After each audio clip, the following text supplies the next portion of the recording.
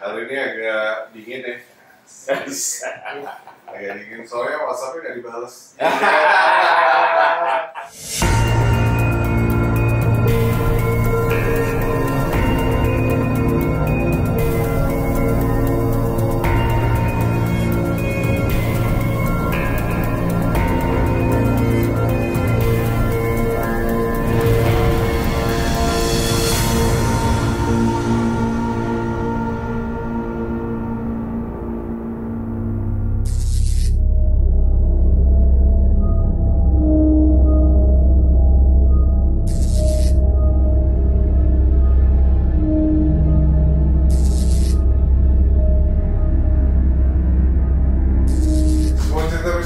Pastinya nggak akan bisa diukur oleh kanal kita. Weabu, welcome back to my channel. Luar Nurul, Habis Fikri.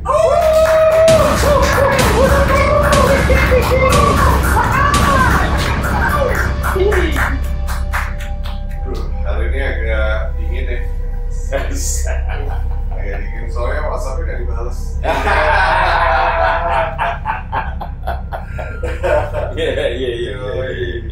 Oke guys, hari ini gue coba pengen mau menceritakan sebuah kejadian yang cukup nggak disangka-sangka, nggak dikira-kira. Asik. Ini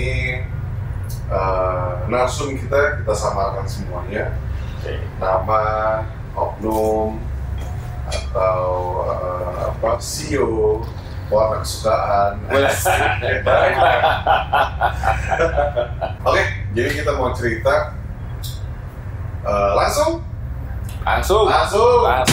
Ya, ada sebuah atau kejadian yang cukup ironis.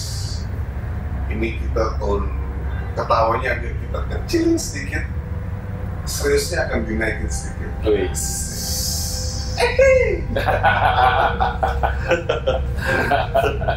Jadi si narsum ini benar-benar mau dijaga lah kerahasiaan data-data dia. Oke. Setelah kita ngobrol, ini cerita cukup miris lah. Jadi ada sebuah keluarga, dia memiliki 3 orang anak. Anaknya itu ada cowoknya 2, yang nomor pertama itu cowok, nomor kedua cowok, yang nomor ketiga cewek. Nah, anak yang nomor pertama itu ada di luar negeri, di negara Paman Sam. Negara Paman Sam. Dia udah nggak pulang tuh sekitar 20 tahunan. Wih, lama ya. Jadi action ya, you know what? Literally witches ya. Nah, yang ada di Indonesia itu cuma anak nomor 2 sama nomor 3 sebenarnya. Nah, kejadiannya seperti ini. Ada sebuah proyek di kota Jakarta yang proyek ini cukup fenomenal ya. Fenomenal gimana membangun sarana prasarana transportasi untuk mewujudkan stabilitas negara Indonesia ini menuju negara berkembang. Asik bahasa gue. Mantap banget. Santai. Gitu. Jadi untuk menuju proyek ini berhasil, banyak yang harus dibebas lahankan. Oh iya. Oke, harus dibebas lahankan. Jadi ada beberapa aset atau daerah itu dibeli sama proyek ini. Oke. Mega proyek lah ini. Iya. Ngeri Pak. Iya. Dari proyek itu, suksesnya proyek itu ada darah yang dikorbankan.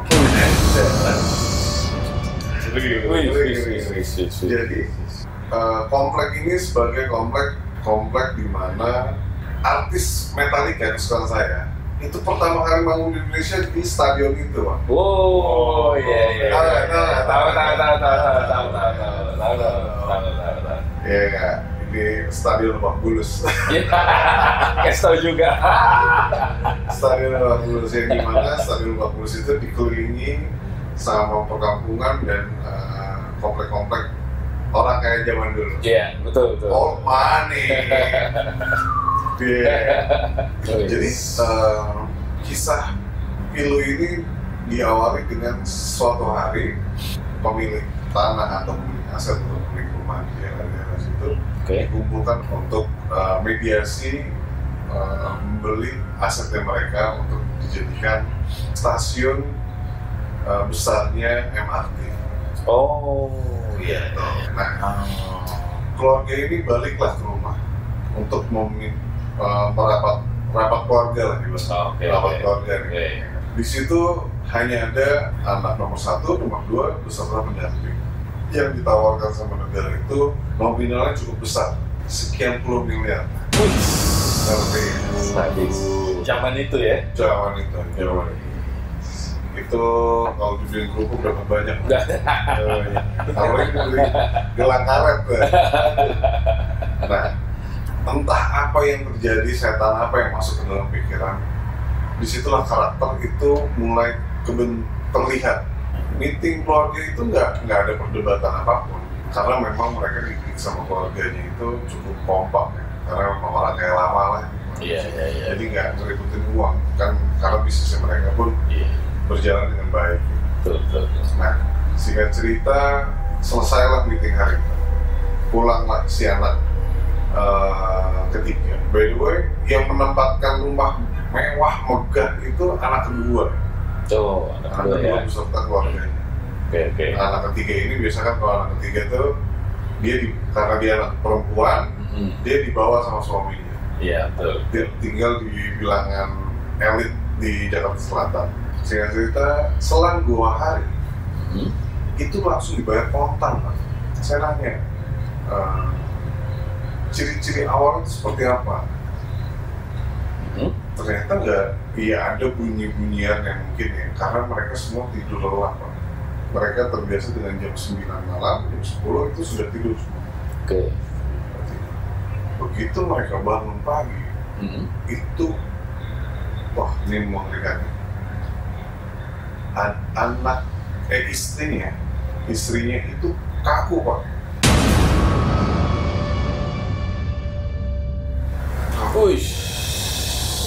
Istri aku, anak nomor 2 itu ngomongnya terbata-bata dan tekstur kulitnya itu seperti batu, Pak. Batu, tekstur geradakan gitu lah, atau batu ya kasar gitu lah. Batu apa tuh, Bro? Batu kali gitu lah. Batu kali ya? Bukan batu kali, batu karang. Batu karang. Oh, bukan batu bata ya? Bukan batu ginjal juga. Bukan batu ginjal. Iya. Terus takutnya anaknya geleser. Terus ke si anak yang paling kecil itu umur 3 tahun. 3 tahun itu badannya kayak sisik ikan. Sisik ikan. Betul, sisik ikan. Ikannya kenapa dulu dong? Ikan duyung. Ikan teri. Ikan teri kan ada sisiknya. Ikan lele. Licin ya? Ya kan? Ini itu ngeri banget.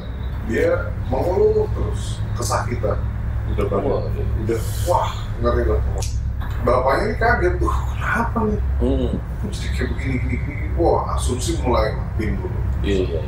Kenapa ini? Itu apakah lawan bisnis atau apa atau bagaimana? Dia kumpulin lah keluarganya. Adiknya datang, keluarganya yang lain datang. Sampai video callan lah sama kakak nomor 1 yang di Amerika. Oke. Menyudutkan ini rumah memang harus kita tinggalin. Karena anak-anak seperti ini, saya mau pindah aja, nggak di sini lagi. Gitu, karena lagi pula sudah ada pembelinya, ini udah peraturan dari negara, ini harus dikosongkan, bla segala macam. Penetrasi ke kakak nomor 1 karena ada pesan dari orang tua, rumah ini nggak boleh dijual karena rumah itu jadi tempat mereka pada ngumpul lah anak-anak. Iya. Nah, tidak ada, mereka berasumsi sama orang lawan bisnis atau apa segala macamnya. Dibawa ke rumah sakit, beberapa rumah sakit ternama di Jakarta Selatan angkat tangan. Kita nggak tahu ini sakit apa, karena organ semua yang di dalam badan itu sehat, nggak ada masalah apapun. Jadi fisik sama psikisnya aja yang badannya aja yang kabur. Gitu. Jadi ini kasihan banget sih. Langsung karena kondisi galau apa segala macam, tiba-tiba si saudaranya nyelotok lah, istri dari saudaranya nyelotok. Dibawa ke sini aja mas, coba ini dia apa namanya, datang ke musola ini. Kau musola ya? Musola ini. Anak nomor 2 ini, suami ini, ya namanya kondisi lagi kayak gitu kan, yaudahlah gitu. Oke.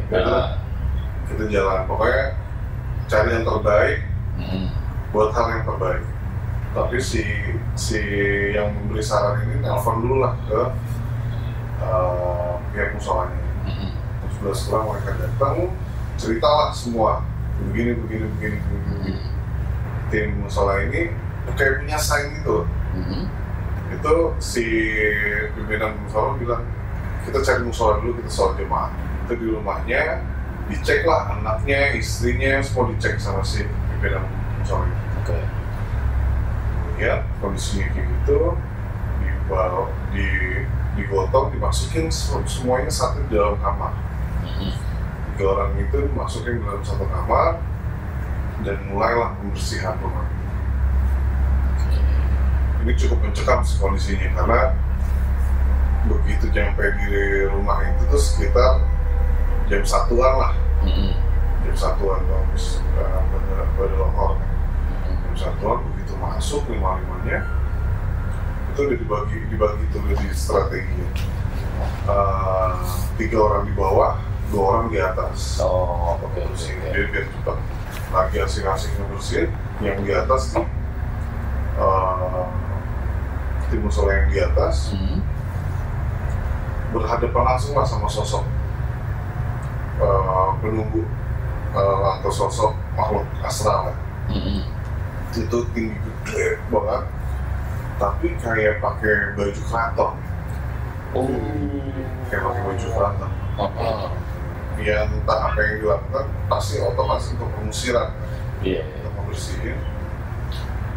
Itu rumahnya besar banget.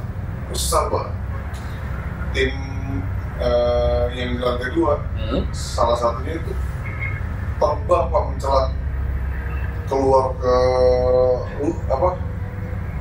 bukan loncat ya, mental keluar, dilempar oleh makhluk itu. Itu dia tabrak kaca pak, itu kayak film action katanya. Waduh.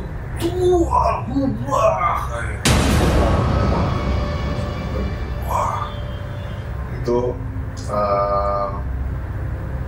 siang itu jadi mencekam. Terus nggak disusul lagi sama temannya lagi nih, yang satu lagi di atas. Kelempar lagi. Begitu dua-duanya bangun, masuk lagi bos. Masuk lagi. Terus yang lantai 1 itu ada yang tiba-tiba ada salah satu tim itu nggak bisa melihat. Nggak bisa lihat, maksudnya bagaimana? Kayak ditutupin matanya. Kayak ditutupin. Nggak bisa melihat. Panas, matanya panas. Tapi nggak bisa ngebuka matanya. Terus sebenarnya kalau misalnya panas, terus sebenarnya masih bisa lah dibuka pelan-pelan. Dia benar-benar emang matanya nggak bisa dibuka, kayak ditutup. Iya. Namanya pembersihan tuh kalau nggak salah tuh kayak orang ngebersihin. Kotoran yang dikumpulin itu kelihatan tuh kotorannya apa aja. Iya, betul. Itu kelihatan tuh kotorannya apa. Itu ada hampir puluhan makhluk lah yang ada di sini. puluhan makhluk ya. Astral. Macam ragam. Banyak berarti ya. Banyak, ada yang badannya kuda, kakinya kuda, badannya orang. Terus ada yang ya pocong, genderuwo yang makhluk gede-gede itu udah ada lah pokoknya. Hal wajar lah. Nah, cuma sih pemimpin masalah ini begitu udah semua dibersihin, dipagerin, ya kan, dipagerin, terus kayak masih ada yang nyanggal, langsung dia lari ke taman depan, digali pakai tangan. Oh, tangannya digali pakai tangan. Digali pakai tangan, itu dia nemuin paku, rantai, terus pisau, sama foto keluarga itu.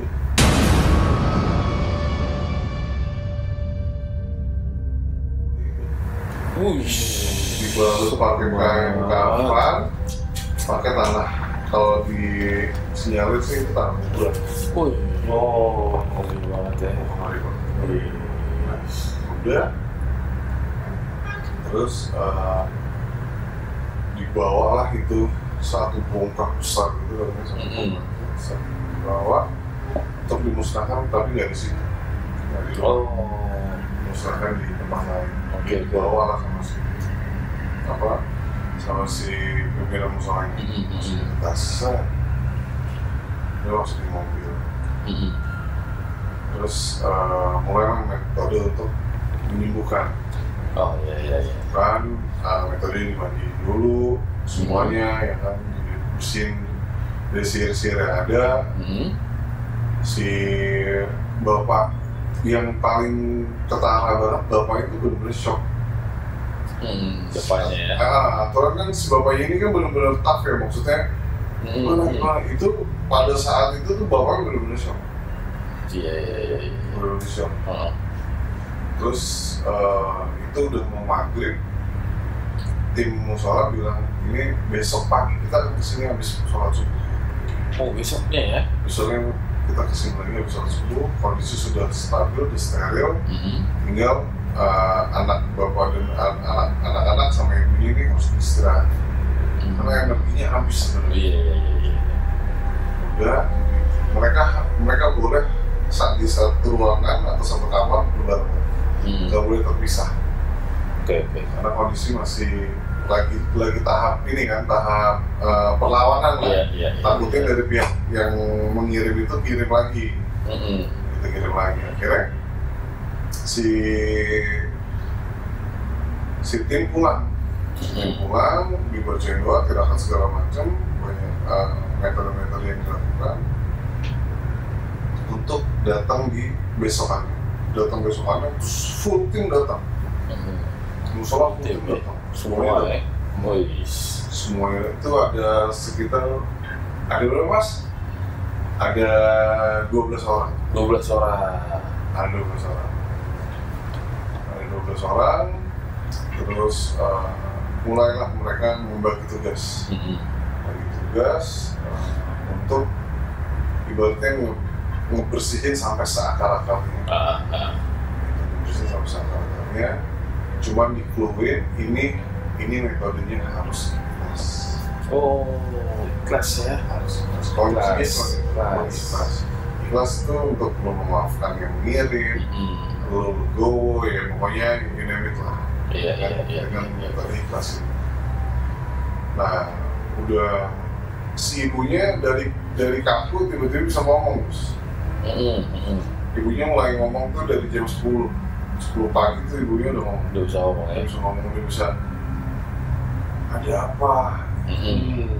Kayak lu disulap untuk diem, terus begitu dibangunin nggak tahu apa, kayak nggak ada apa-apa.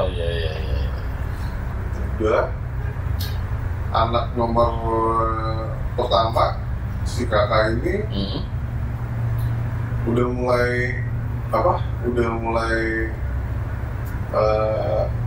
badannya udah mulai kayak mau menuju normal. dia udah set gitu. Nah tapi anak yang paling kecil tetap diem dia. Oh, masih diem dia. Iya. Ternyata katanya kalau nggak sukmanya atau rohnya itu bilang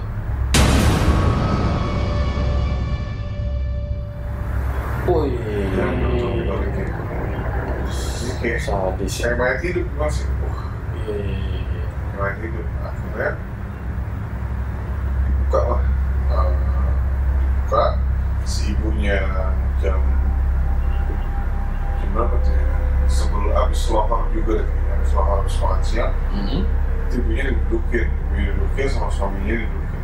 Istri didudukin sama suaminya didudukin untuk dikasih arahan sama si pemimpin suami untuk ini yang ngirim dia. Oke. Orang ini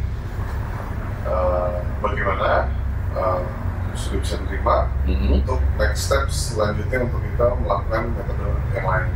Oke.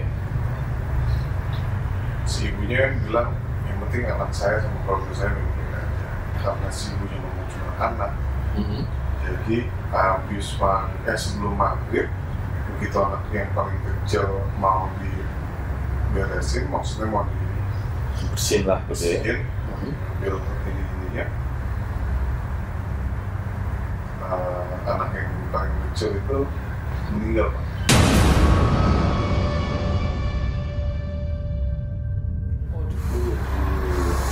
Akhirnya meninggal juga ya. Transfer. Waduh. Dipanggil lah si pengirim ini. Pengirimnya adalah suami dari anak.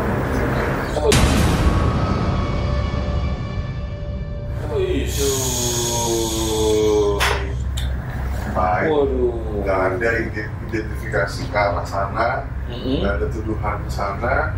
Itu suaminya jadi ipar yang baik, suami yang baik, nggak ada pikir gimana soal dia lah. Ternyata dia bengkeroknya ya. Dan dipanggil, yang paling mengerikannya adalah istrinya nggak tahu menahu soal apa.